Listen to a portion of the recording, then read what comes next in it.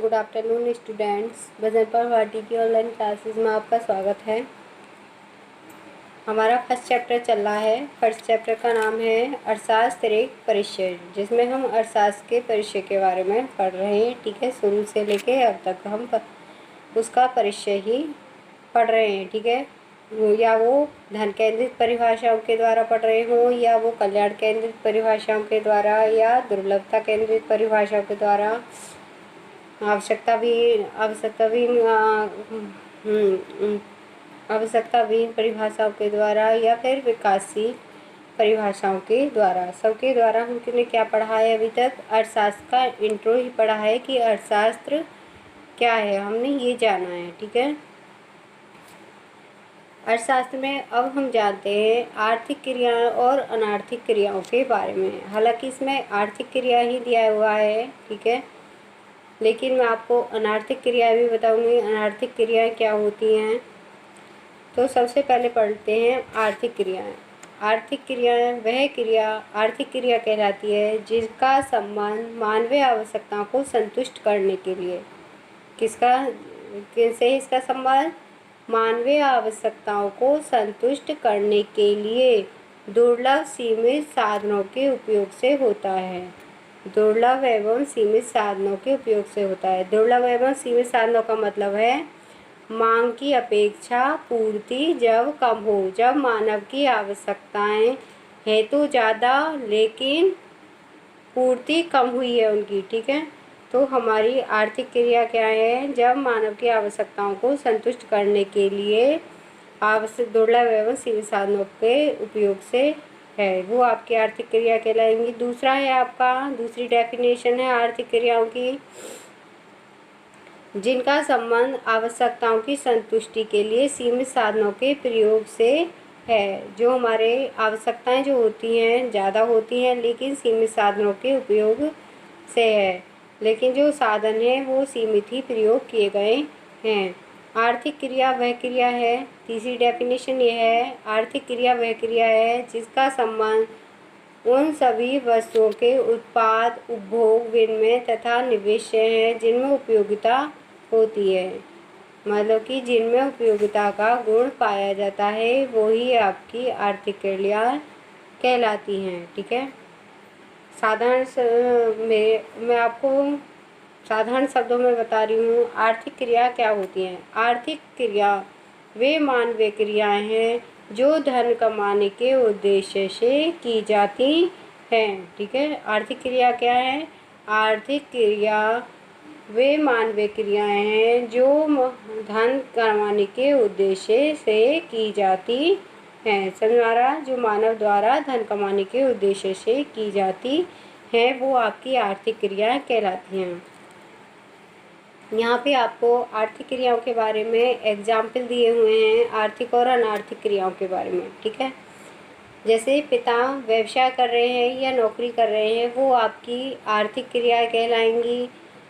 यदि आप अपनी मम्मी पापा का सेवा कर रहे हो तो वो आपकी अनार्थिक क्रियाएं कहलाएंगी, गैर आर्थिक क्रियाएं। जैसे माता क्या है? माता बच्चों की सेवा करती है तो वो क्या है? गृहिणी, उसकी क्रिया क्या है? अनार्थिक क्रियाएं, गैर आर्थिक क्रियाएं। दादा सेवानिवृत्त जीवन में स्वयं की रुचि से अन्य कार्य करते हैं। स्वयं की रुचि है, ठीक है, पैसे कमाने का कोई लालच नहीं है, कोई उद्देश्य नहीं है, केवल अपने मन के लिए। ठीक है, तो ये आपकी गैर आर्थिक क्रिया कहलाएंगी। दादी गृह कार्य करती है, ये आपकी गैर आर्थिक क्रिया कहलाएंगी। मनोरंजन संबंधी कार्य गैर आर्थिक क्रिया कहलाएंगी। आर्थिक क्रिया क्या है? जब मानव धन कमाने के उद्देश्य से क्रियाएं करता है वो आपकी आर्थिक क्रिया। जैसे डॉक्टर, वकील, इंजीनियर, किसान के द्वारा खेती करना, ठीक है, धन कमाने के उद्देश्य से तो खेती करता है वो।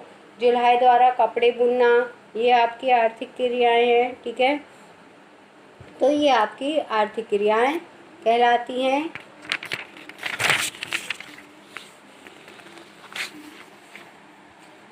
अब हम पढ़ लेते हैं अर्थशास्त्र की विषय सामग्री।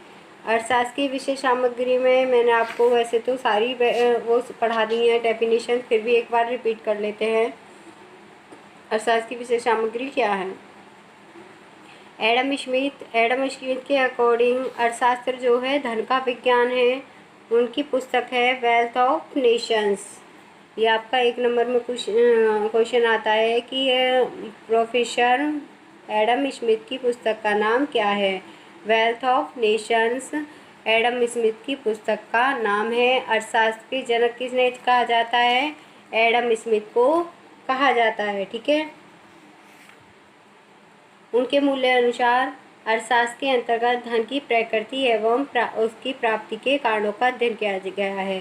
जो हमारी अर्थशास्त्र है, उन्होंने जो अध्ययन किया है अर्थशास्त्र के अंतर्गत धन की प्रकृति के बारे में और धन को कैसे उत्पन्न किया जाए, उन कारणों का अध्ययन उन्होंने किया है प्रोफेसर एडम स्मिथ ने, जिसके कारण जो हमारा अर्थशास्त्र का क्षेत्र है वो काफ़ी संकुचित रह गया है। ठीक है। सेकंड है आपका मार्शल ने अर्थशास्त्र को भौतिक कल्याण का शास्त्र बताया है। मार्शल के अनुसार अर्थशास्त्र के अंतर्गत सामाजिक, वास्तविक एवं सामान्य मनुष्य की आर्थिक क्रियाओं का अध्ययन किया जाता है। ठीक है। उन्होंने धन की अपेक्षा मानव कल्याण को अधिक महत्वपूर्ण बताया है, जबकि हमारे एडम स्मिथ हैं, उन्होंने पैसे को, धन को ज़्यादा महत्वपूर्ण बताया है और मनुष्य को गॉड स्थान दिया है, मनुष्य को दूसरा स्थान दिया है, प्रथम स्थान धन को दिया है। प्रोफेसर मार्शल ने प्रथम स्थान मानव को दिया है। ठीक है। और सेकंड आपका धन को। प्रोफेसर रॉबिन्स कहते हैं अर्थशास्त्र मानव विज्ञान है। रॉबिन्स के अनुसार अर्थशास्त्र के अंतर्गत मानव व्यवहार के चुनाव करने के पहलुओं का अध्ययन करते हैं। ठीक है। ये काम अच्छे हैं, ये काम बुरे हैं। मैंने आपको बताया था जो हमारे प्रोफेसर रॉबिन्स ने, उन्होंने मानव विज्ञान बताया है अर्थशास्त्र को, तथा वास्तविक जीवन से संबंधित व्यक्तियों का अध्ययन किया है। मतलब कि वास्तविक जीवन में जो व्यक्ति कार्य करता है, ठीक है, वो अच्छे कार्य भी करता है, बुरे कार्य भी करता है, तो उन सब चीज़ों का उन्होंने अध्ययन किया है, उन पहलुओं पर अध्ययन किया है जो कार्य अच्छे हैं, बुरे हैं। ठीक है। सीमित साधनों का विभिन्न साधनों से मध्य विवेकपूर्ण उपयोग करने की प्रक्रिया का उन्होंने चयन करना आर्थिक समस्या है। यह आर्थिक समस्या ही अर्थशास्त्र की विषय सामग्री है। जो आर्थिक समस्या है वो ही अर्थशास्त्र की विषय सामग्री है, प्रोफेसर रॉबिन्स ने कहा है। ठीक है। विकास अर्थशास्त्रियों ने उसे अर्थशास्त्र को समस्या का अध्ययन, आर्थिक विकास की समस्याओं का अध्ययन करता है। वर्तमान समय में विकासशील देशों की सर्वाधिक महत्वपूर्ण समस्या आर्थिक विकास की प्रगति को तीव्र करना है। तो इन्होंने विकासशील, जो हमारे अर्थशास्त्री हैं, उन्होंने अर्थशास्त्र के अंतर्गत विकासशील समस्या का अध्ययन किया गया है आर्थिक विकास की गति को तीव्र करने के लिए। परंपरागत दृष्टि से अर्थशास्त्र की विषय सामग्री को 5 भागों में बांटा है: उपभोग, उत्पादन, विनिमय, वितरण और राजस्व। उपभोग के अंतर्गत आते हैं आपके आवश्यकता एवं उससे संबंधित नियम। ठीक है। जो हमारा उपभोग का मतलब क्या करना होता है, वस्तुओं को प्रयोग करना, उनका अपने लिए। जैसे आप फर्नीचर लेकर आए, ठीक है, सोफ़ा लेकर आए, सोफ़ा पे आप बैठोगे, ठीक है, जो भी कार्य करोगे सोफ़ा पर, तो उसका उपभोग है। ठीक है। तो उपभोग करना अर्थशास्त्र की विषय सामग्री का प्रथम कार्य है। इसके अंतर्गत आवश्यकता तथा इनसे संबंधित नियम, उपभोक्ताओं की बचत, ह्रास, समसीमांत उपयोगिता नियम, पारिवारिक बजट बनाना, आय कितनी हुई, व्यय कितना हुआ, बचत कितनी हुई, ये सब आपके उपभोग के अंतर्गत आते हैं। उत्पाद के अंतर्गत यह अर्थशास्त्र का वह भाग है जिसमें धन उत्पादन के उपाय, कि धन को कैसे उत्पादन किया जाए तथा उससे संबंधित उत्पत्ति के विभिन्न उत्पादों व उत्पादन के नियमों का अध्ययन करना होता है। उत्पादन के नियमों का अध्ययन किया है अर्थशास्त्र के अंतर्गत, और धन के उत्पादन की, धन को किस प्रकार से बढ़ाया जाए, धन का उत्पादन किस तरीके से किया जाए। विनिमय के अंतर्गत वस्तुओं का क्रय विक्रय। ठीक है। वितरण के अंतर्गत जो हमारी वस्तुएं होती हैं उनको वितरण करना। ठीक है। एक स्थान से दूसरे स्थान पर उन्हें पहुंचाना।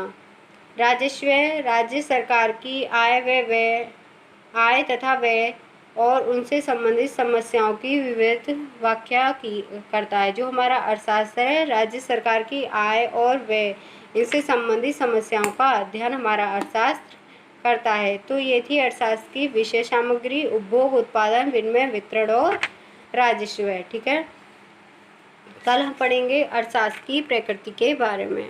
Okay, thanks.